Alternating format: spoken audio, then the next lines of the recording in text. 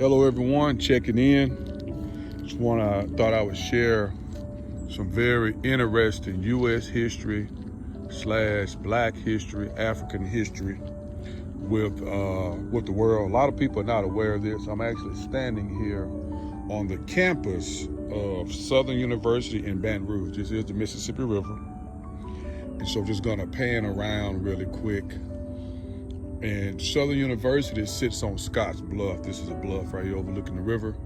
But Southern University actually was built on top of an old plantation, an old slave plantation. This is the old master's house. They used to face the river, and sometime they, picked it up, turn it around, face the other way. A lot of symbolism. Turn your back on slavery, that type of stuff. So the enslaved would come here via the river. Administration building, gonna go real slow. And my dorm is actually back in that direction. Huge oak trees. But what I really want to point out, that's the old Mississippi River Bridge. What I really want to point out is where I'm pointing right now, directly across this little piece of land. I'm gonna go on that side and do a video as well. That area, you have to think about the, the Louisiana Purchase.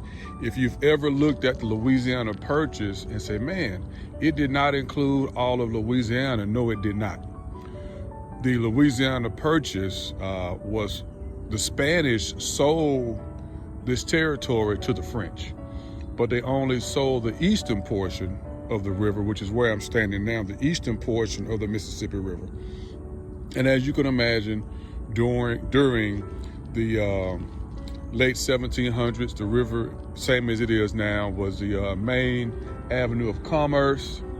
But more importantly, this area I just pointed to right here, this was called Free Negro Point. It still is, I'm sorry, corrected. This area is called Free Negro Point. So from the time that this was a plantation, if you had the ability, and who knows what the setup was during that time, but if you could escape from this portion of the plantation to the other side of the Mississippi River, which means if you could swim, then you could be free. It's called Free Negro Point. Now, of course, Negro is not the initial name for it. That was changed in the 1950s. You can use your search engines and look that up. I will be providing some screenshots in the video as well. As you can see now, it's an industrial area. You have the tugboats on that side. Looks like maybe some oil drilling going on. But yeah, Free Negro Point right here. That side is Port Allen, Louisiana. I'm standing in Baton Rouge, Louisiana right now on the campus of Southern University. But I thought this was really important to share with the world our history. The contribution of enslaved Africans is everywhere we look. It's all around us.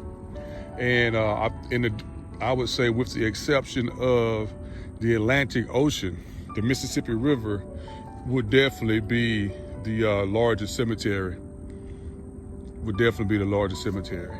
If you think about the length of the river and the history of the enslaved going up and down the river, from suicides to torture, etc. So here we are on the eastern side of the Mississippi River, and this portion was a part of the Louisiana Purchase. The western side was not. Spain retained that. You can check your map. You will see where the Louisiana Purchase, it encompasses the river, but it does not include the western side of the state, at the time, the territory. And directly across from us is Free Negro Point. So I will go on that side and do a video as well.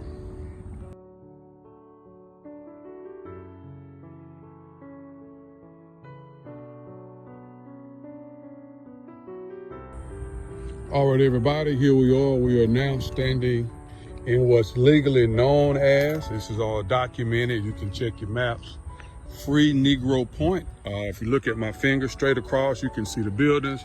That is Southern University, Baton Rouge. That's where I was. We're on the other side of the Mississippi River. To my right is the old Mississippi River Bridge. This is a levee I'm standing on. This is an earthen levee, so it's just piled up dirt, basically, and to hold the water back whenever it floods. On the other side of this marsh here would be the Mississippi River, which I can't get to by foot. Have to access that by boat. Like I said earlier, this is now an industrial area. And the official spot or the official marking for Free Negro Point, according to the map, is where this building is here, Stevens. That's so they do trucking and that type of stuff. Look like some aggregate going on, concrete making. But I just wanted to share this with the world. And we do, this is introduced to us and discussed with us while we're students at Southern University, as far as the heritage that's connected to the school, the heritage that's connected to the area, and the heritage of the enslaved Africans here in America. You're looking at 1803 for the Louisiana Purchase, which did not cover this side of the Louisiana Territory. Okay, this is the western side of the Mississippi River. You can kind of see the water a little bit back there. So now in this portion, they did have Negro. So they were partially free, partially enslaved. So they weren't 100% enslaved, like about 60 miles away in St. Landry Parish, stuff like that, in Evangeline Parish, Rapides Parish. These, the enslaved or the partially enslaved Africans here were called corridons. So what that meant was, yes, you were enslaved, but it wasn't indentured servitude either. So you could not work your way free. But while you were in their care, you were treated just a tad bit better.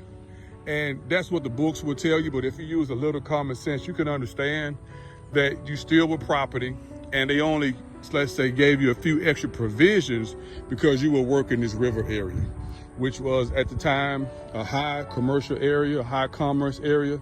So we are standing on the levee of the Mississippi River, the western side. This particular portion was not included in the Louisiana Purchase. And the way that went about is France gave it up to the Spanish, and the Spanish then sold it back to France a few years later.